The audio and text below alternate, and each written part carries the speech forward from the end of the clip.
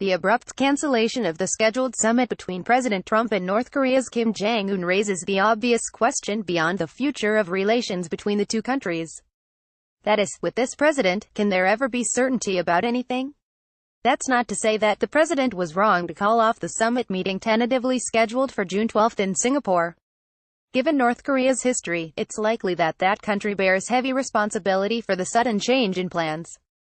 Much about the advance preparations remains cloudy, and the provocative rhetoric from North Korea in recent days obviously contributed to doubts about its willingness to discuss in good faith getting rid of its nuclear weapons and capability. Perhaps the climate was bad enough that canceling, for now at least, was the wisest course.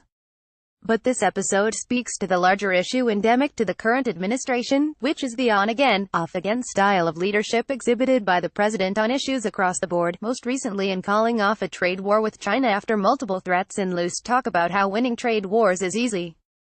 From the time of his candidacy, Trump insisted that being unpredictable was a central attribute of his approach to problems and negotiations.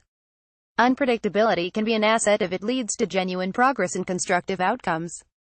Unpredictability for the sake of unpredictability leads nowhere. So far, his unpredictability has produced few of the dividends he often promises. President Trump and North Korean leader Kim Jong-un. Saul Loeb, AFP, Getty Images, Korea Summit Press Pool. The proposed summit between Trump and the North Korean dictator always seemed upside down, a top-down start to what would inevitably be a complex, delicate and enormously difficult negotiation. To Trump, the appeal of the Trump-Kim summit seemed obvious. For a president who thinks in the imagery of reality TV and loves to talk about television ratings, could there be anything bigger than this summit for focusing the world's attention on the leader of the United States? But those who have been through these kinds of negotiations always questioned the haste with which the president accepted the offer from the North Koreans for a face-to-face meeting with a leader with whom he had sparred for months. He had derided Kim as Little Rocket Man, and threatened North Korea with the fire and fury of nuclear annihilation. The abrupt shift to personal diplomacy, which caught some of his advisors off guard, seemed too much made for TV and not enough thought-out strategy to provide a recipe for success.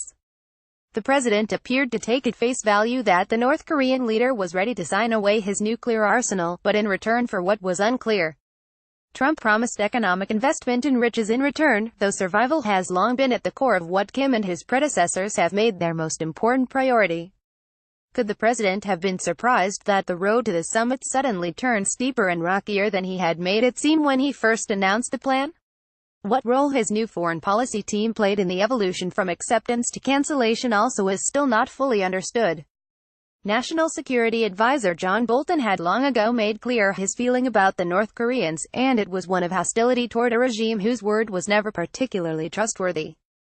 Secretary of State Mike Pompeo, who made the transition from the CIA to Foggy Bottom as the summitry was in process, is the one administration official who spent time with the North Korean leader. How much did he and Bolton see eye to eye as the preparations got underway? Perhaps this will prove to have been skillful diplomatic maneuvering by the president, but that can't be known at this time. What is known is that this is not the first time the president has spoken extravagantly about his desire to solve a problem, only to demonstrate later that either his words were not genuine or that his positions are so ungrounded that he can change his mind at any moment. Trade is one glaring example of how the president has operated. He has been at different points, and sometimes almost in the same moment, a trade hawk and a trade pussycat. He has set in motion all manner of trade changes, from pulling out of the Trans-Pacific Partnership to demanding a renegotiation of the North American Free Trade Agreement to calling for tariffs on steel and aluminum to threatening tariffs on imported autos. He has proved to be an unsteady negotiator who has only modest achievements that fall far short of the promises he made to workers during the campaign and later.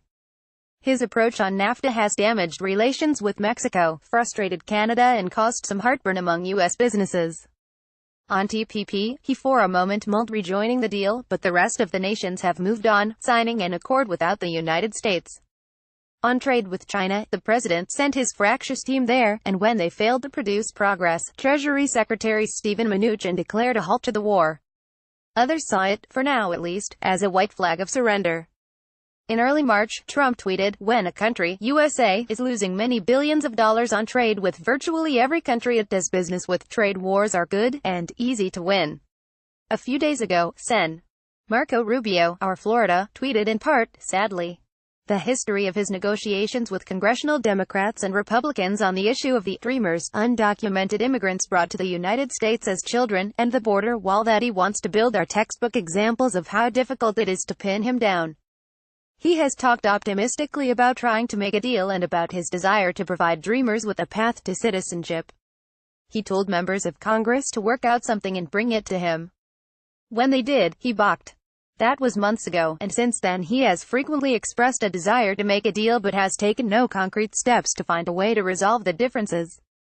His style is to keep everything open. The summit with North Korea's Kim will happen, he kept saying all month, but with his next breath said it might not. On Thursday, he took the opposite approach.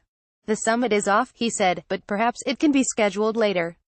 Presumably, if it is rescheduled, it will not be before much more preparatory work is done, the kind of work that did not take place before Trump first agreed to the summit.